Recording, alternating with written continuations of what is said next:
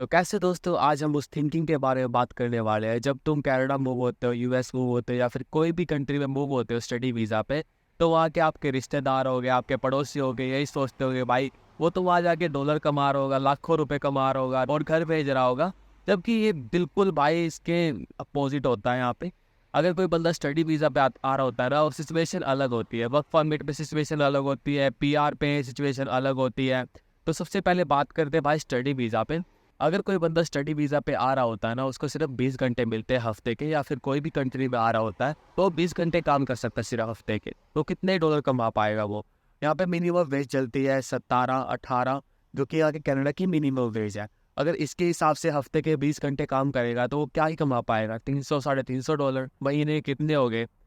1300-1200 dollar. इसमें से rent निकाल लो, ग्रोसरी अलग से हो गया, फ़ोन बिल्स हो गए, और ट्रैवल का खर्चा हो गया, और कुछ मिसलेनियस खर्चे हो गए। जो अगर बाहर चले गए भाई, कुछ खा लिया, मैकडी चले गए, टीम होटल चले गए, स्ट्रिप टी पी ली, या फिर कुछ खा लिया, तो उसमें भी भाई खर्चे हो जाते हैं।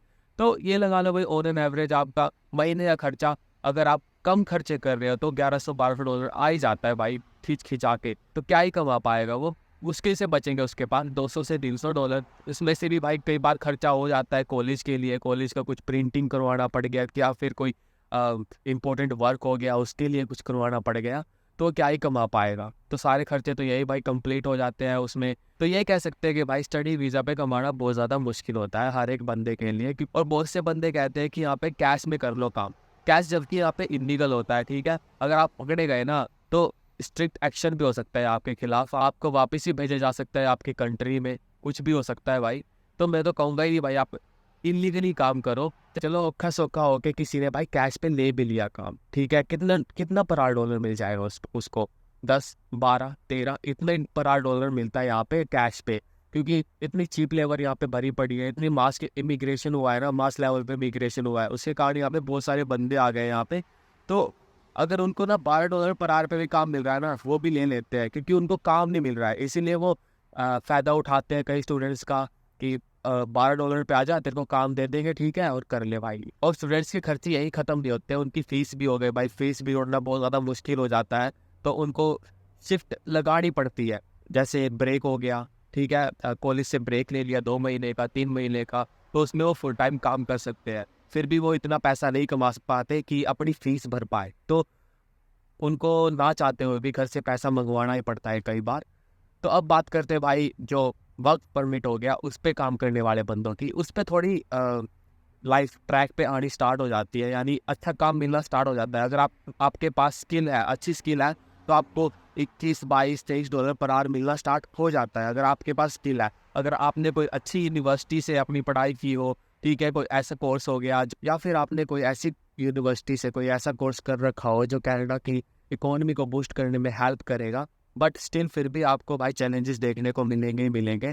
एक पोस्ट के लिए, 2 पोस्ट के लिए आपको भाई कंपटीशन देखने के लिए यहाँ पे मिलेगा ही मिलेगा, क्योंकि ये जो कनाडा है ना पूरा स्किल बेस्ड हो गया है अब, और होता ही जाएगा, क्योंकि यहाँ पे स्किल बेस्ड काम मिलना स्टार्ट होएगा। ठीक है, जिसके पास स्किल होगी काम मिलेगा, जिसके पास नहीं होगी तो भाई वो औखा सौखा करके कुछ ना कुछ तो करेगा ही करेगा। और वर्क परमिट पे आते सबके माइंड में ये आता है कि भाई मैं एक अच्छी सी गाड़ी ले लूँ, या फिर घर ले लूँ, कोई अच्छा सा रेंट पे ले लूँ, या फिर मैं कोई ऐसा घर खरीद ही लूँ कि जो आगे जाके मेरे लिए अच्छा हो, या फिर मैं अपने माँ बाप को यहाँ पे बुलाऊंगा तो उनके लिए भी अच्छा हो।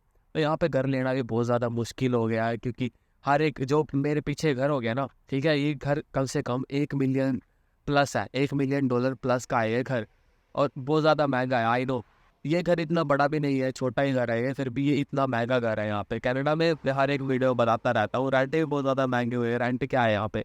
रेंट मैं अभी दे रहा हूँ 450, 500 भी दिया है मैंने रेंट भाई, ऐसे रेंट दे रहा हूँ यहाँ पे। तो क्या ही बच पाएगा हर एक स्टूडेंट्स के कमाई में? क्या ही बच पाएगा? अगर वो कमा रहा है कुछ 1300-1200 डॉलर, तो क्या ही बच पाएगा? और हाँ, मैं मानता हूँ वर्क परमिट पे आने के बाद दिक्कतें थोड़ी कम हो जाती है, पर स्टिल दिक्कत होती है भाई। पीआर की टेंशन में किसी और प्रोविंस में चेंज हो रहे हैं, ठीक है, किसी और जॉब का एक्सपीरियंस गेन कर रहे हैं, या फिर ये जो जिस जॉब में हमें कुछ फ़ायदा नहीं है वो जॉब छोड़ के कोई और जॉब लेने के लिए कोशिश कर रहे हैं ताकि इसमें पीआर मिल सके। ये भाई एक तरह से भाग दौड़ है, करनी पड़ रही है पूरे कनाडा में हो गया, या फिर कोई भी XYZ कंट्री में हो गया, पीआर के लिए भाई हमें भाग दौड़ करनी ही पड़ती है।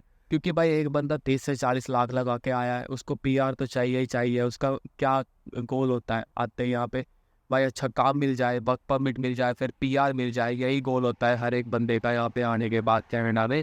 तो अभी राइट नाउ भाई 12th के बाद तो हर किसी को पीआर नहीं मिलेगी, किसी को भी नहीं मिलेगी भाई, नेक्स्ट टू इम्पॉसिबल 12th के बाद तो पीआर मिलना।